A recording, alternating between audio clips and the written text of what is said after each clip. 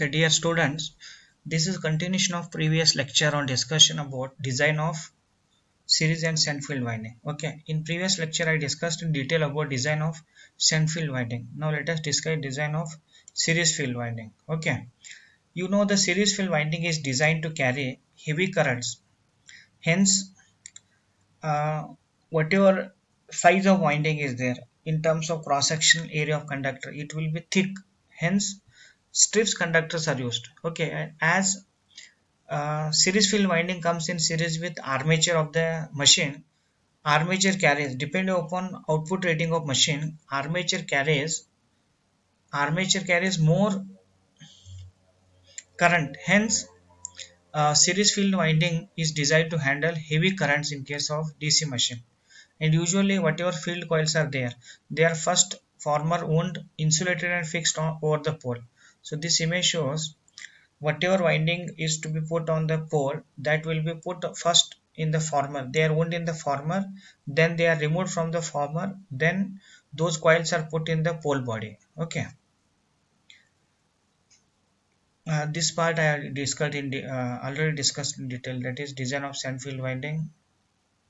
Then what are the factors to be considered for design of field winding, like MMA per pole and flux density, loss dissipated from the surface of field coil, resistance of the field coil, current density in the field conductors. Okay, and what are the standard notations to be used during design of field winding, that also we have seen. Okay, then design procedure about shunt field winding is discussed in detail.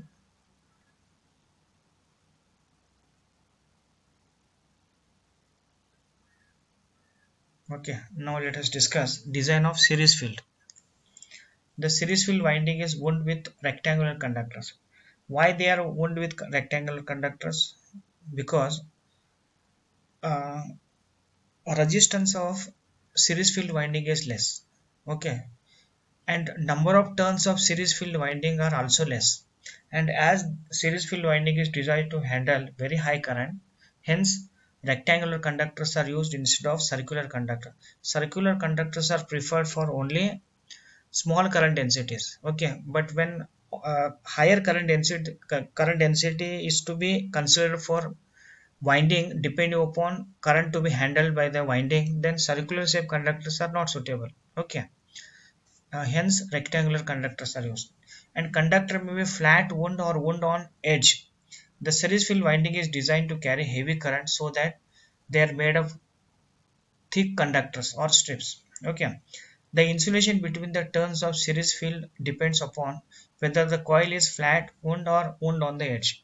So depending upon configuration, this insulation to be put between series field is depend. Okay, in flat wound copper coils, the inter-turn insulation consists of a tape slightly wider than the copper strip. So this is designed in case of flat wound copper coils. The tape is composed of dry asbestos paper with thickness of asbestos varying between 0.2 to 0.4 mm in thickness. See, whatever the taping is used, basically asbestos paper is used as insulation, and usually its thickness is 0.2 to 0.4 mm. Okay, in flat wound coils, which usually consist of two or more sections, the insulation between sections is a washer of about 0.1 to 0.5 mm thickness, consisting of micanite or of a composite material made up from asbestos paper and own glass, cloth, polyester, varnish, bonded and processed, pressed to size. Okay, see, design of winding. While deciding class of insulation, type of insulation, its thickness, this is very important. So in case of uh, machine design, machine has different circuits like magnetic circuit, then conducting circuit, thermal circuit, mechanical parts are there, then finally dielectric circuit. And most weakest link in the entire machine design different circuit is dielectric circuit, because life of machine depends upon life of insulating material. And if designer choose proper class of insulation material, proper thickness of insulation material by seeing dielectric strength of that insulating material, definitely operating life of machine will be better. Okay, but to evolve good design, designer will look into so many factors like cost, durability, reliability. To have more reliability, say whatever induction machines which are designed for general purpose, their cost may be less. Okay, but machines which are designed for special applications and large rating machines like synchronous machines or DC machines for industrial applications, there designer can compromise with cost. And major factors are both reliability as well as durability. And to have better reliability and durable machine, design of all the circuits, magnetic circuit, electric circuit, thermal circuit, dielectric circuit, even ventilation is also plays very important. Hence designer will choose appropriate class of insulation, its thickness and all. Okay, along with design of magnetic circuit and electric circuit, design of dielectric circuit also plays very important role in case of machine design. That in order to provide the main insulation, the series field conductors along with those of shunt field are epoxide molded or cast resin insulated. Okay, this is the insulation arrangement.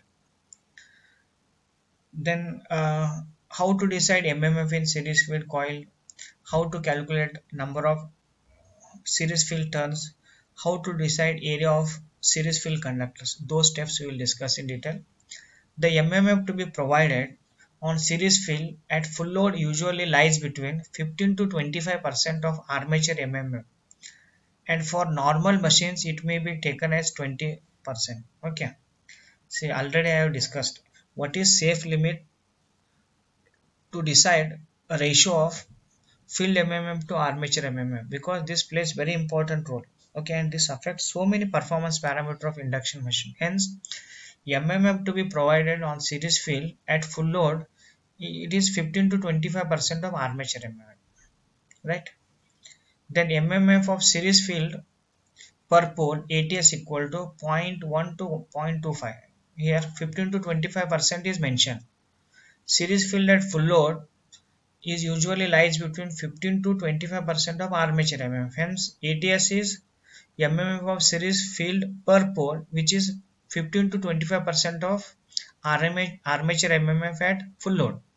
Therefore, number of series field turns. Once series field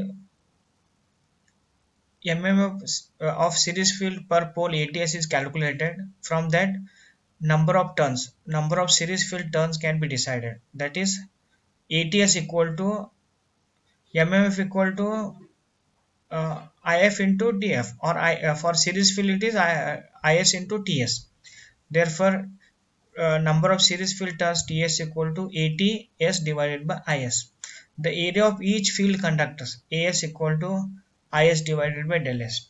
Current density is current per unit area. Hence, area of series field conductor can be decided by taking ratio of current flow through series field winding divided by current density of conductors used in series field winding. Okay, the current density used for series field has a somewhat higher value than for the shunt field due to better cooling conditions. Okay, here current density to be decided based on value of even cooling system. Okay, and higher current density can be chosen for series field compared to shunt field, because cooling will be better in case of series field compared to shunt field.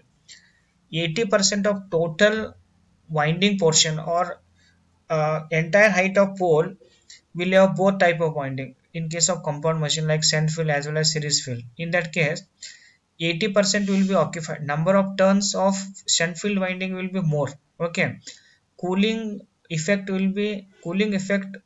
when you compare for series field winding with shunt field winding, as series field winding has less number of turns, it will be better. Cooling will be better for series field because just 80% of total number of turns of winding will be occupied by series field and 80% will be occupied by shunt field. Hence, current density can be higher for series field compared to shunt field winding. Right.